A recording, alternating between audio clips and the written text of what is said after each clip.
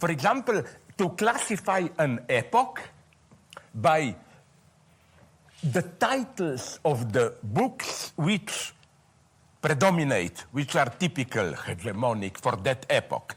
I remember when I was young, it was after 68, gradual crisis of Marxism. If some of you are old enough, you may have the same vague memories. Like already from the 70s onward, nobody dared to do a book simply Marxist aesthetics. You had to do something like Elements for a Future Marxist Aesthetics, or Prolegomena for, like, we are not yet there, you know.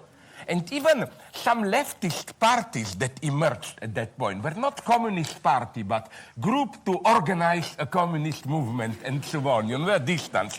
Then comes the period which I really, although I was even at some point a little bit identified with it, that I find disgusting, 80s and 90s, which was this typically postmodern distinction between poetic title, explanatory subtitle. Like the one I remember is like, Beat Me Harder, Darling, masochism in feminist poetry of the 19th century or whatever. You know, you have to do something poetic in the title, you know.